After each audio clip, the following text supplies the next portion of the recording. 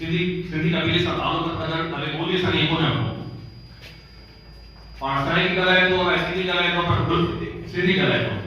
मां इहा हिकु जीअं हुजणु सिंधी हुजण जी पकी निशानी आहे तव्हांखे जीअं असांजे नाले कबीले जे नाले सिंध में कुझु ॾाहनि खां ग़लतियूं थियल काली करे बाबा ॼाणी वाणी गोरोच में चांडियो बाबा गोरोच आहे चांडियो गोरोच न आहे उनजो वजूद जो हिसो तव्हांखे इहा मिलंदी त डबल मस्ती लाड़काणे जो वजूद जेको लाड़काणो उन नालो चाड़का परगणो ऐं उहो परगणो डबल मस्ती जे दौर खां पोइ जो आहे त मां ज़रूरी न आहे त जेके लिखंदड़ शाइर हुजनि उहे गोरोच जेके सम्झंदा आहिनि उहे सभु गोरोच हुजनि हाणे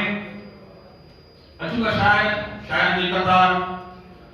शाइर जेको सचे थो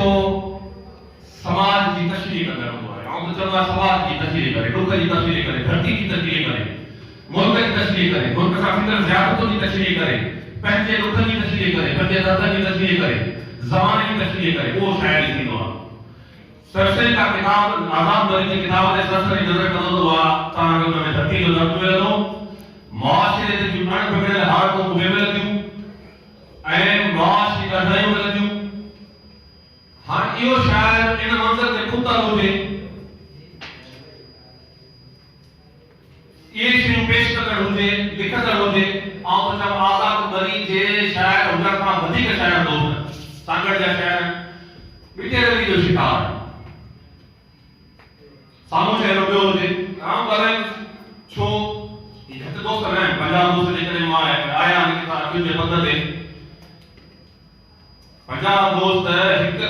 अदीब माण्हू हिकु दानिशवर माण्हू हज़ारनि खां वधीक हैसियत रखंदड़ हूंदो आहे उन में जेकॾहिं 50 माण्हू वेठल त ईअं सम्झो त आऊं तो चवां संगत जी आवाज़ खां वधीक इल्म वारा माण्हू वेठल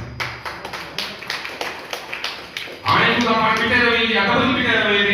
अदीब ॿिटो हुजे दानिशवर ॿिटो हुजे शाइर ॿिटो रवि रखंदड़ जंहिं खां पोइ माण्हू को न थींदो सीनियर की संगत सांगड़ जहां मतलब वलीपुर फासी नजर आया है सारा निजामानी नजर आया बिठू सांगड़ नजर आया है सीनियर की संगत सांगड़ में छो लाया है आजाद बरी प्रोग्राम में सोशल के तहत आजाद जी का कबीले कथा को फासी की अदबी संगत सां जेके है वो मुंसलिक नाय बना ठीक है बिठू सांगड़ सेक्रेटरी रहो है आजाद बरी शामिल रहो है हाने के धारम थी गए कोई अदबी फोरम जोड़ मुमकिन हालतों लेकर पर शिरकत न करनी है कि असा जो की गाल है सांगड़ समाज आए तालो खराब थे जोड़ जी संगत में शिरकत की है जोड़ एक दोस्त को रखियो रखा रखियो पर शिरकत न कर दुख जेडी गाल है मां अदब के शायर के घटम घट बिठो रवैयो बिठी पॉलिसी ज़ाहिर किताब में हिकड़ो माण्हू जे जेके आज़ाद आहिनि किताब में हिकड़ो नज़र अचे किताब जे साम्हूं वारी ज़िंदगी में जेका प्रैक्टिकल लाइफ में हुजे उहो बराबरि हुजे त पोइ इहो नियमण इहो वधे माण्हू खे ॼाणे हुजे उन जे लाइ आऊं वरी जेके मुंहिंजी मुआफ़त जंहिं दोस्त ते वञे तो मैसेज प्रोग्राम इहो तो इहा मुनाफ़िक़ जा मिसाल चेहरा सदा इलाक़े में वसी थी करके अभी भी जानो वसी भी जानो सॼी दुनिया थी सुञाणे तव्हांखे ईअं न करणु खपे इहा से घटि में घटि अदीब के शाइर ऐं क़िसूं आहिनि भले सां तारो भला जेकॾहिं को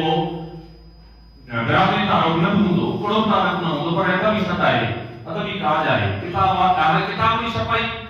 यकीन कयो जंहिं किताब छपाए हूंदो उनखे ख़बर हूंदी किताब कीअं छपाईंदो मुंहिंजो किताब जेको पहिरीं हो यकीन कयो 20 साल खां पोइ किताब छपी मिलियो पैसा ॾिनल उन खां पोइ 20 साल खां वरी किताब जो विकिरो करणु केॾो मसइलो आहे यकीन कयो माण्हू शादी करे न शादी जे काज जी सद में पंहिंजो उन में शिरकत न करण जो दुख थींदो पर हीअ जेको हुन जो काज आहे न उन में जेकॾहिं शिरकत न कई उन खां वधीक दुख हूंदो हुनखे आज़ाद बरी खे वधीक दुख थियो तो असां सीनियर की संगत शताब्दी जे तरफ़ां सेक्रेटरी आहियां मुंहिंजे लाइ वरी गुज़ारिश आहे सीनियर की संगत सांगड़ ऐं सीनियर की संगत झोल